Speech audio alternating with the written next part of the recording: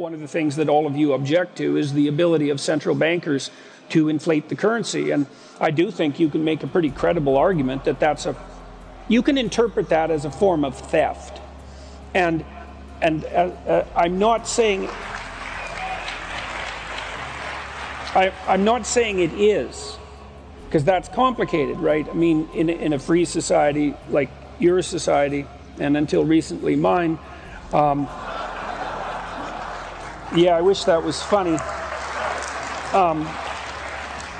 You know, the people who are managing the monetary supply are elected, and that means that we do have control over the process, or at least as much control as any of us have over any political processes, and we're gonna take that away. Now, the argument is that, well, we should take that away because money's a ledger. You know, it's an exchange of labor. It's an exchange of productivity. It's an exchange of value. That's a better way of thinking about it. It's a way of tracking the exchange of value between individuals. And it isn't obvious that once you and I enter into a contract of value that a third party should be able to alter the means by which we track that exchange for their purposes, whatever those purposes are. And again, I think that's a rational argument, but that doesn't mean it's right.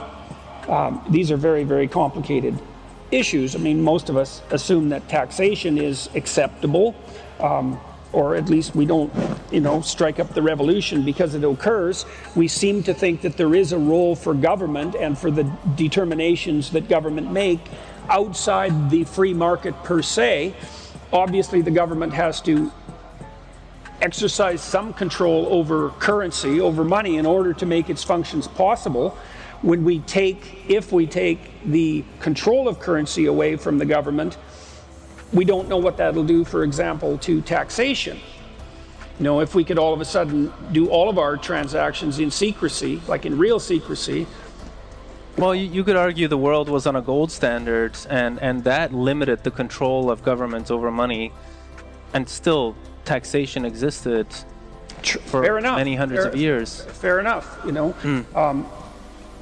I guess what I would point to from the devil's advocate perspective is that, well, we shifted away from the gold standard in the 70s, and, you know, all hell hasn't broken loose. Now, I do accept the proposition that currencies have inflated, and perhaps in a counterproductive manner, but the last 60 years have been pretty damn productive economically, and so that system did work. Now, you could say, well, it could have worked better. It's like, yeah, maybe, but it certainly could have worked a hell of a lot worse. And so, well, this isn't a criticism of Bitcoin. It's just, I mean, I've watched over the years as social scientists have tried to mount large-scale social experiments with the best of intentions, and you know, generally, almost invariably, that doesn't work. So, are you cautioning to maybe not throw the baby away with the bathwater, like how, you know, I guess with the Reformation, the revolt against Catholicism, that, you know, huge changes happened, or you know, in the Napoleonic era, huge changes happened, and people seem to blanketly wanting to delete entire institutions. Is that what you're cautioning for? Well, you know, maybe things are unfolding. I'm not really suggesting that you do anything as a consequence of this caution. I'm just saying that, you know, unbridled enthusiasm predicated on the assumption that your new system will only do the good things you think it will do, that's not wise.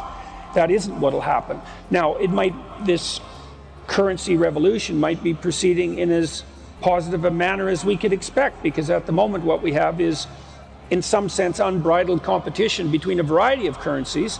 I mean, we had that before, because you could hold currency from different countries, and that was analogous in some sense, and so that possibility existed before. But you have the cryptocurrencies now, and they're competing with fiat currencies, and maybe that's the right way to settle which one is more valid, is to let the competition proceed apace and let a multitude of people make their free choice and, you know, accept the emergent winner as the valid winner. Right. And since I believe the market is the only way of making those sorts of calculations, then that seems like a fair approach. It seems fair to me too, yeah. Yeah, well, I suspect that there'll be a lot of obstacles along the way, because I think Bitcoin is now worth more than silver. I believe that's the case. I believe that's true, yeah. Yeah, it's something like that. So that, you know, silver has been a standard of value, not as reliably as gold, but maybe second or third place. And so the fact that Bitcoin has knocked it out of that position is really something. My suspicions are that there's going to be a lot of kickback at the governmental and bureaucratic level over the next 10 years, you know, and it's certainly possible for government agencies to put a stick in the spokes of a very well-functioning bicycle. And because Bitcoin does present a real threat to the centralizer types, they're not going to take that lying down. Now, whether they can do anything about it or not, that's a different question. But, you know, recently in Canada, some of the trucker protest activity was financed through Bitcoin donations, and the government went after the Bitcoin purveyors, and they capitulated. And so, you know, that didn't mean the government had direct access to the keys, but they did manage to get access to the records of the what do you call them? The intermediary. Right. You know, you heard that mantra back in 2008 over and over: too big to fail. And when I heard that, I thought, no, you got it exactly backwards. It's so big, it will inevitably fail. Like gigantism. Right. Yeah, exactly. You know, and that's the Tower of Babel problem. And I think part of the reason the Brits objected to the EU was because they intuited, because in no small part it was a working class phenomena, not necessarily a complex philosophical realization, but a sense that those bureaucrats in Brussels are just too far away from us. And I think that's exactly right. I think part of the problem that the Austrian economists pinpoint is that there's going to be corrections in any complex process. As any complex process unfolds, it's aiming at a target, and there's going to be corrections on both sides. And the non-Austrian economists think that they can smooth out those corrections, and the Austrians think that you should just let the corrections happen as locally as they possibly can and leave them the hell alone, because your attempts to smooth out the corrections are actually going to amplify them and make them worse. You know, I mean, one of the things that happened, for example, when we started to prevent forest fires was that, well, we had fewer forest fires, but when we did have them, they were way worse. And forest fires got so hot because so much undergrowth had built up, that instead of just burning down to the soil and stopping, they would burn all the way down to the bedrock because they got so hot, and then the forests couldn't even regenerate themselves. And so it turned out that, you know, you needed some small forest fires so that you didn't have really, really big forest fires. And that's another problem with central planning, is like, you think you can get rid of the forest fires. It's like, well, no, you can't. You should Right. let controlled burns occur. One of the things I really admire about, sorry to interrupt, but it's something I think we're familiar with in the Bitcoin space, where, you know, there is no central fire suppression mechanism. There are no bailouts for exchanges. They just go bust. If they get hacked, either it's over or they figure out a way around it. And so we've had our mini crises over the years. And I think the good thing is that it doesn't build up in the way that it does in the traditional system, because there's no last resort lender. There's no sugar uncle. Yeah, well, and so, yeah. Well, so in principle, you know, you guys are addressing the problem of, what do they call that? Privatizing the profits and socializing the risk, which we've certainly had no shortage of, especially since 2008. And maybe that's a good thing. It could well be. I tend to suspect that it is.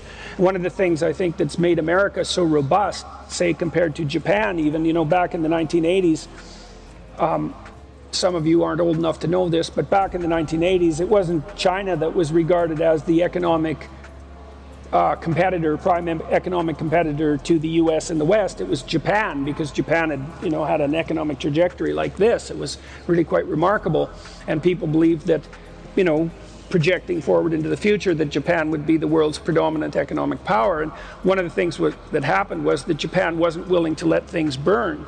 And so they propped up all sorts of institutions too big to fail. Right. And then they just limped along like three-quarter dead corpses, and, and the lost decade. Dragged everything down with them. And, sometimes it's more merciful to let something die than to let it linger on in a three-quarters dead state forever, killing everything around it. And partly because you no wonder we talk about zombie banks and zombie economies. Exactly. It's a very good metaphor. And so the advantage to not being centralized is that no one has to make those death decisions, right? They just happen. And that sucks if you happen to be one of the people who's dying. But the problem is, and you might think, well, wouldn't it be great if no enterprise failed?